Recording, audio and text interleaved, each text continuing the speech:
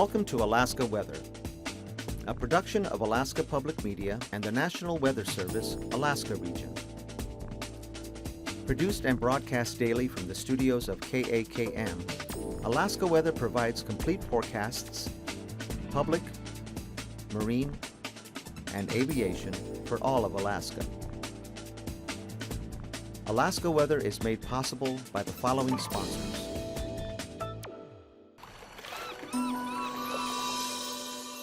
Sometimes the best way to find a living is to stay right where you are and study with UAS online.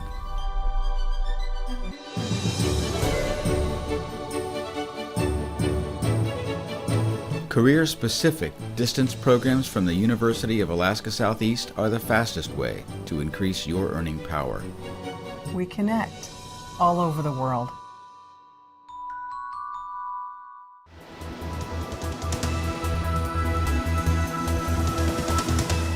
The National Weather Service.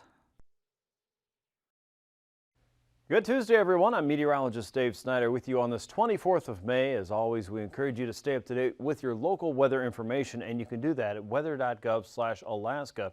And over the course of the next month or so, you'll be having the opportunity to try out how our new web pages will look. You can try one of those right now by going to w2.weather.gov/AFC. That's AFC, which is our shorter abbreviation for the Anchorage Weather Service office there.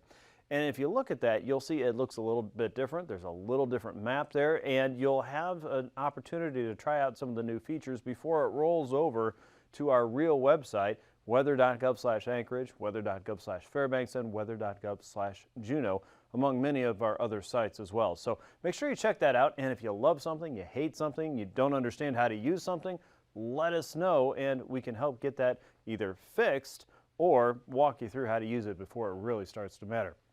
In the meantime, of course, our weather info line's always open at 800-472-0391. Find us on Facebook. Good news about the weekend forecast is living there right now for South Central and Southwest.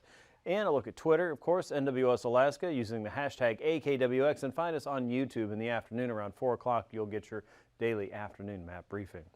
A look up north shows that a flood watch is still in effect around the Colville River Delta. The Sag and the Kuparuk rivers are still breaking up, and as they're doing that, of course, we're still watching for the potential of some flooding. That will continue for the next several days until all those threats have abated. In the meantime, watch for the potential for some changes in river levels as we get warmer weather pushing north, and again, changing the river levels and the amount of ice in there.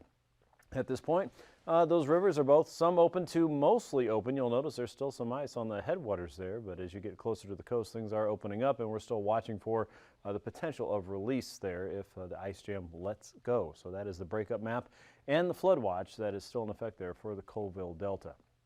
Looking at fire danger, you'll notice we still have a couple pockets of high areas of fire danger. The good news is we've had some moisture working through. There are a few particular dry spots, some of those around South Central and over the Anchorage Bowl and northern Kenai Peninsula, up around the upper Tanana Valley and the middle Tanana Valley itself, and the upper Yukon there, just west of Fort Yukon, watching for at least elevated fire danger there, but it's not at the very peak level that we've seen earlier in this, well, just this time last year, in fact, where things were pretty rough, as well as 2 years ago when we were looking down toward Kenai and the fire danger there. Here's a look at the visual satellite picture, and as we go ahead in time, you'll notice a lot of bubbling up here across the middle Yukon Valley. Showers and thunderstorms were firing up as we went into the afternoon. Kind of a broad area there west of Fairbanks and just east of Galena. Otherwise, very clear sky across South Central, Southeast, enjoying some fair weather. Clouds were really focused across the Aleutians and the Alaska Peninsula. And as you look up north, you'll also see that broad southwesterly flow is pushing its warmth northward across the north coast as we get into the afternoon. Here's a look at the infrared satellite picture, and once again a little bit more of a west to easterly flow pushing into the Beaufort Seacoast as a wave of low pressure is traveling eastward and away from the coast there. Otherwise, pretty quiet conditions across many in the Gulf and most of the interior there, save for the showers and thunderstorms that were popping up in the heat of the day, and there may be more of that as we go until tomorrow. Your weather map today shows low pressure across the central Yukon at 1,006 millibars, a pocket of heavier rainfall reaching Cordova, and some of that just grazing Valdez this afternoon. Showers and thunderstorms there across the Yukon Valley, a few showers across the southern coast of the Seward Peninsula, and there's our next weather maker across the west at 986 millibars, some light rain falling around Attu, and perhaps a few snowflakes around Kaktovik and also around Kivalina up toward the Chukchi Seacoast, Point Hope, and perhaps Point Lay if it continues onward. But it looks like a lot of that's really going to dry out as we head into tonight. The focus for showers and any wet weather will probably be across the lower Yukon Delta and the valley itself into Norton Sound. Showers across the interior, thunder and lightning will likely abate fairly quickly. Low pressure across the southern Yukon at 1,011 millibars there will help to draw more air across south central and southeast, and most of that's going to be pretty dry with a ridge of high pressure across the central Gulf at 1,029 millibars. You see that stretches all the way out to the west as well. Areas of fog should develop across Bristol Bay and southwest, maybe into the interior just a little bit. Thanks to that ridge poking its way up across the southwestern delta. As you look out to the west, a broad area of southerly flow develops for the central chain. With that comes warmer and wetter air moving across the central Bering Sea. By Wednesday, it doesn't really move very much, but we start to see some cooler air traveling eastward. As that travels northward, the warmer air will work toward the Bering Strait. And of course, all of this warmth traveling northward is disrupting the ice that is still there. Most of what we're seeing is first-year thick ice, and as that concentration continues to shrink a little bit, that warmer air is certainly helping that to happen even faster. Into the upper Yukon, you see showers and thunderstorms are once again possible across the south-facing slopes of the Brooks Range and the upper Yukon Valley. High pressures in control of most of the northern Gulf, and southeast could see some afternoon showers there, as well as areas in the Copper River Basin, and a better chance for more steadier but light rainfall across the Yukon Delta and into the upper Kuskokwim and middle Yukon valleys, with the bulk of any persistent rainfall out across the Bering. By Thursday, showers are still likely across the interior, but you'll notice that broad area of very wet weather has really diminished across the west. Things look fairly nice for most of southeast. Southern parts of southeast, mainly the misty fjords, have a slight opportunity for a little bit of wet weather, but it looks like by and large the southern coast, especially the Gulf Coast as a whole, looks pretty dry. You might see more clouds across southwest in the Alaska Peninsula. Low pressure across the Bering at 994 millibars is still sitting here, just kind of spinning, doing its own thing. But the frontal boundary has pretty much fallen apart. The difference between cold and warm air is really mixed up, so no big changes there. And even drier air is working northward toward St. Lawrence Island, with a little bit of shower activity across the northwestern coast, the Brooks Range, and that's where things really dry up as you get across the northern coast. So it is going to be fairly warm for many across Gulf Coast communities, and maybe across southwest as well as we get in toward the end of the week. Here's a look at temperatures today. Lower to mid-50s for most of southeast. Hyder was up around 60 degrees. Sitka 54, the capital city, not too far behind. Around Prince William Sound, we saw 51 in Rain and Cordova, 57 in Valdez, lower 60s for Homer and Seward, 58 in Anchorage by mid-afternoon, 61 in Talkeetna, 53 in Fairbanks, 54 in Eagle, and mid-50s around Fort Yukon. Lower 40s for Arctic Village and Anaktuvuk Pass, a little bit milder still.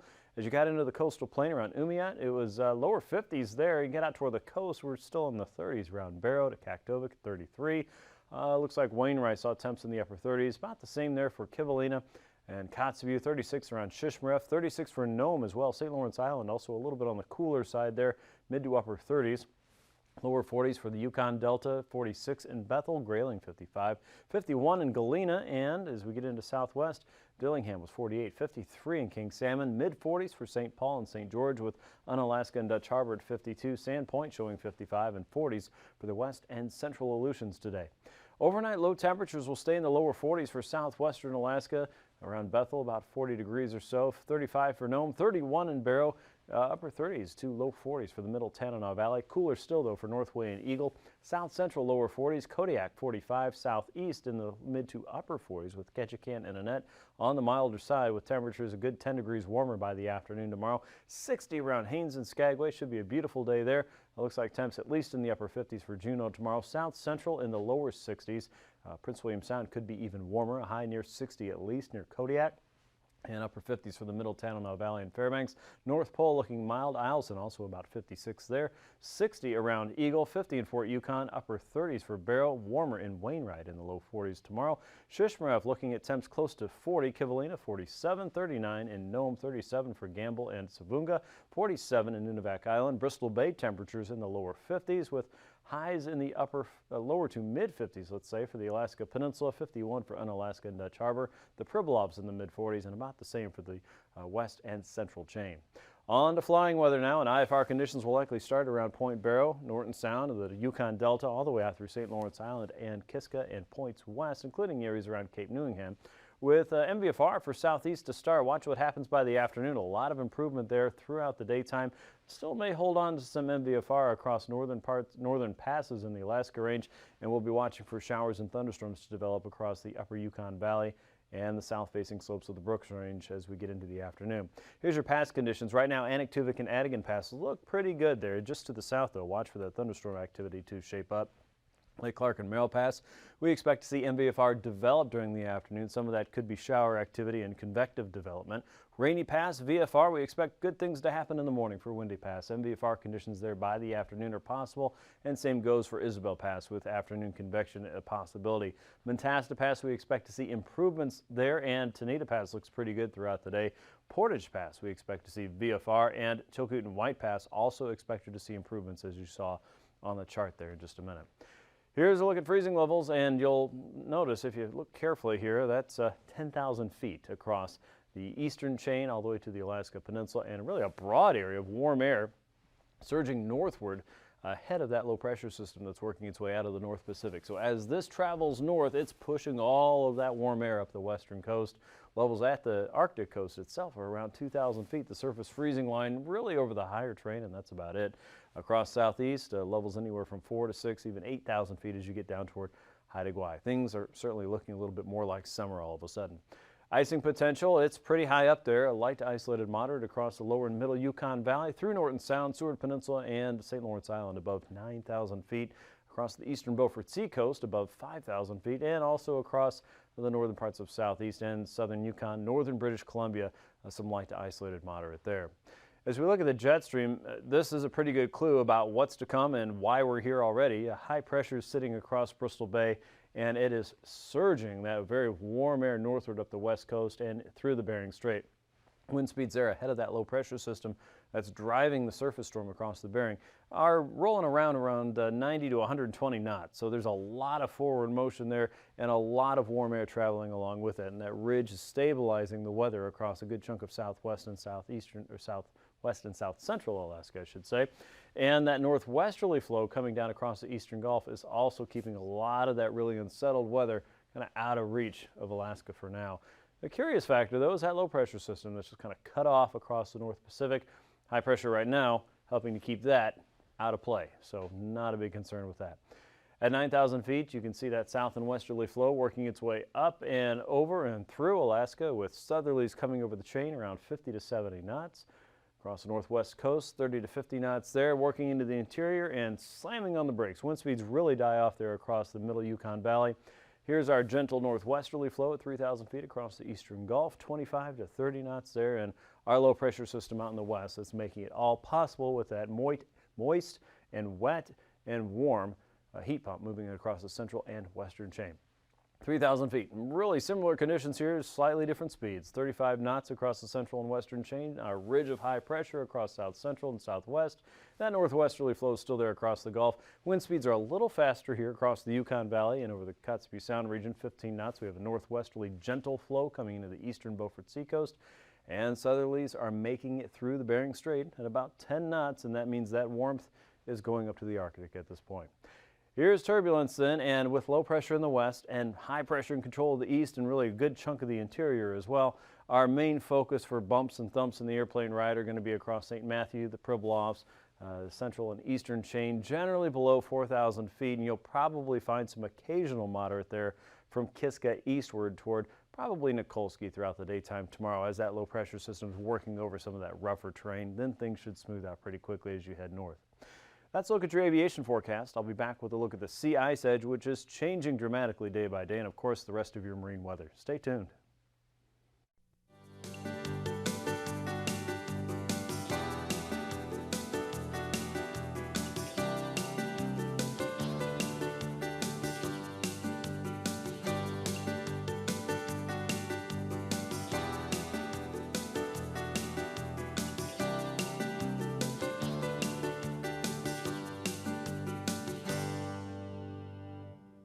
A generation ago, America's air transportation system symbolized our national ideal of a bold, progressive country on the move.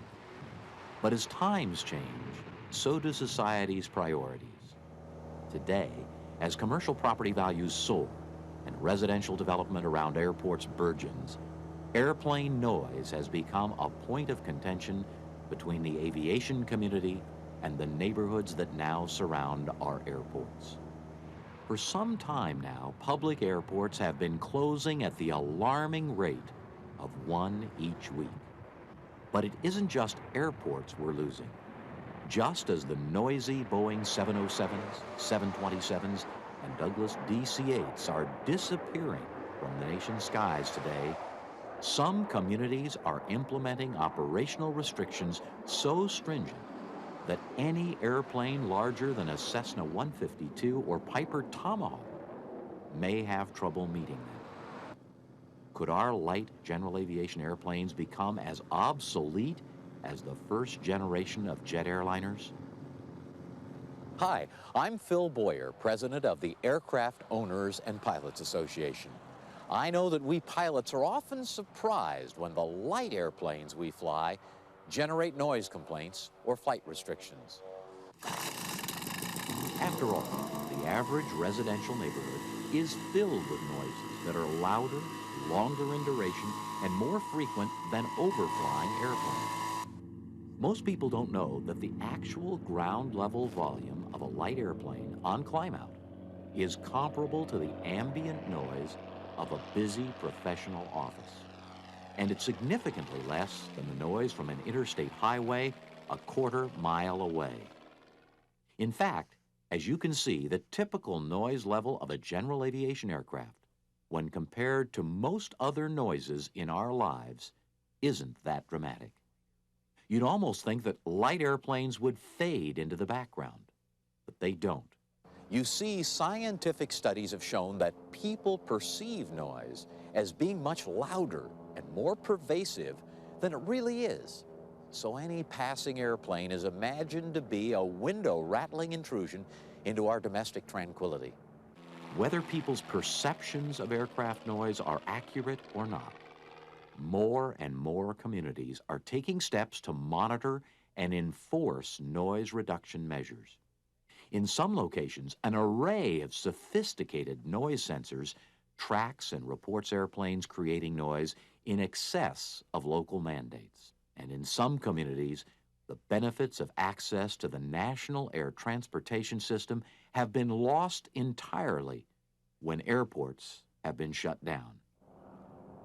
In the next few minutes, we'll do two things. First, we'll examine the characteristics that make aircraft noise objectionable to people on the ground. And second, we'll explore some simple pilot techniques that will reduce our noise footprint considerably. But let's make one thing clear at the outset. The pilot's first responsibility is the safety of his passengers and people on the ground.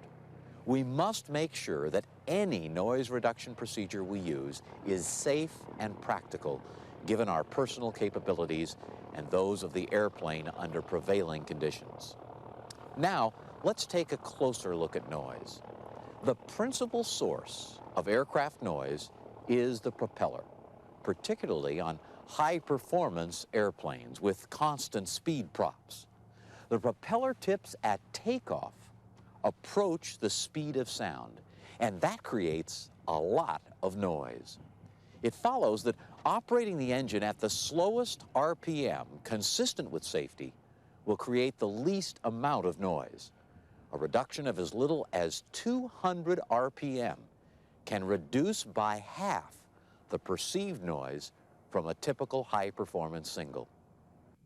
The second most important factor in aircraft noise is how close the airplane is to the listener.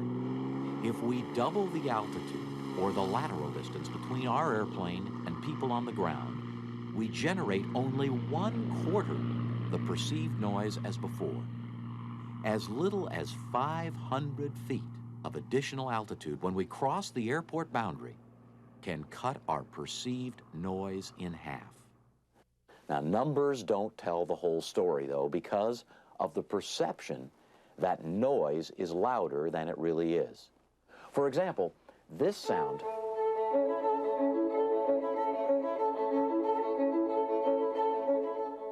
is recorded on this tape at the same level as the following sound.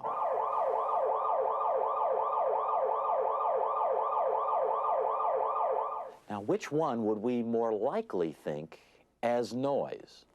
Well, one characteristic of sound becomes obvious. A harsh or unpleasant sound seems louder than a pleasant one. An airplane passing overhead may seem loud because, hard as it may be for us pilots to believe, many people perceive the sound as harsh. Another characteristic, in the same way that flashing lights attract more attention than steady lights, a dramatic change in the pitch or volume of a sound attracts attention. It should be obvious then that abrupt power or RPM changes will attract attention. Finally, noise is relative. Any sound in a normally quiet area will seem louder than it would in a noisy environment.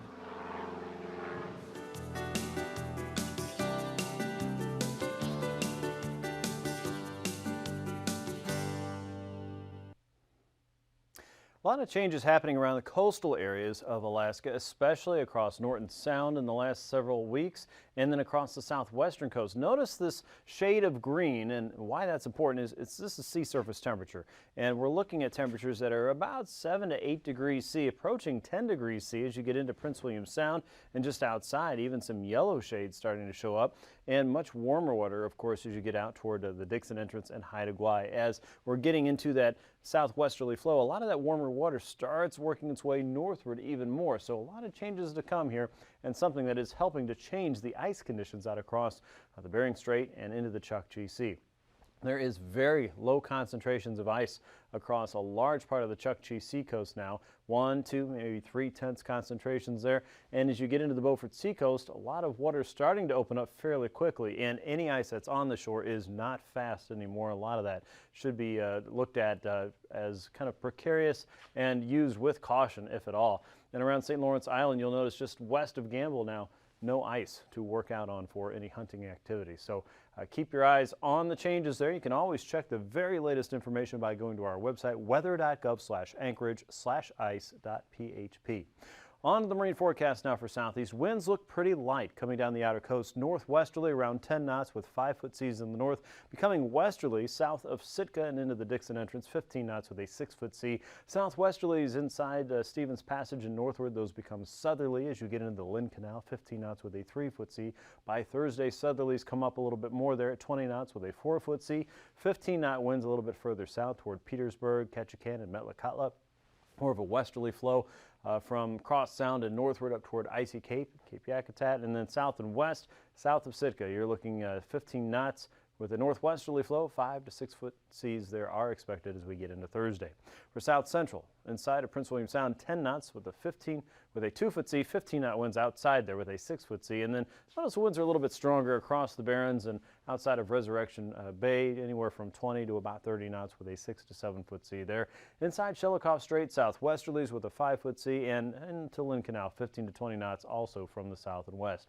Things are going to reverse course as we get into Thursday. More of a northerly, drier flow working through. 2 to 3-foot seas coming down Cook Inlet, northwesterlies over the Barrens at 20 knots with a 5-foot sea there. Kodiak Island looking at 15-knot winds, 3-foot seas inside of Shelikof Strait, and winds remain light inside of Prince William Sound and outside. More of a variable flow. We're wrapping around Gore Point with 4 to 5-foot seas in the north and western Gulf. For the Alaska Peninsula and Bristol Bay, westerlies, 15 knots with a 2-foot sea there on Wednesday. South and westerly flow across the Pacific coast, 10 to 15 knots with a 4-foot sea there.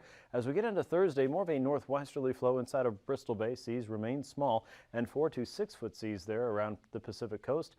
10 to 15-knot winds from the east and southeast, and more of a northeasterly flow as you head down the Bering Sea coast of the Alaska Peninsula for Thursday.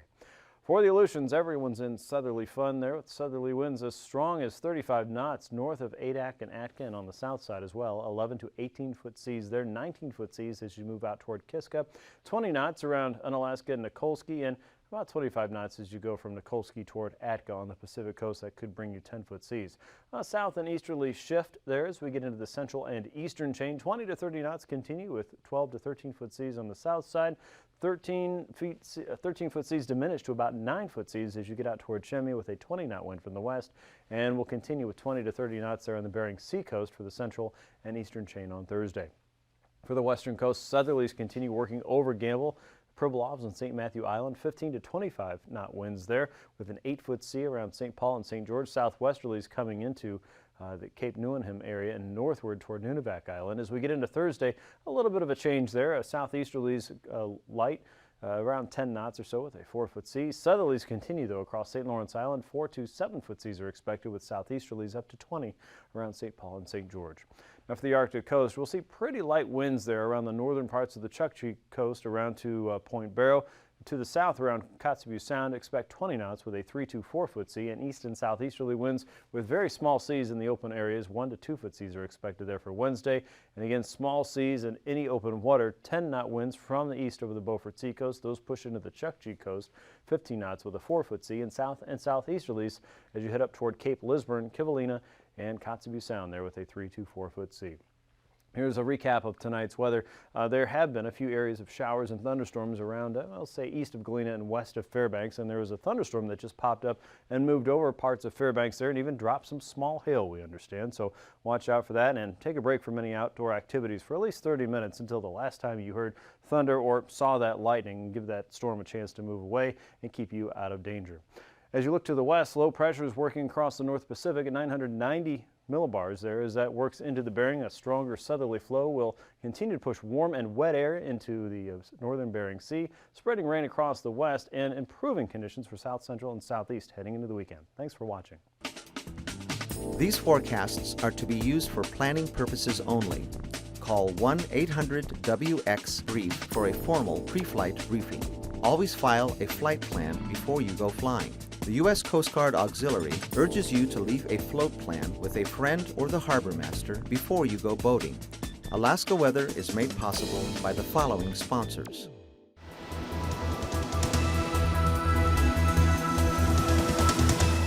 The National Weather Service.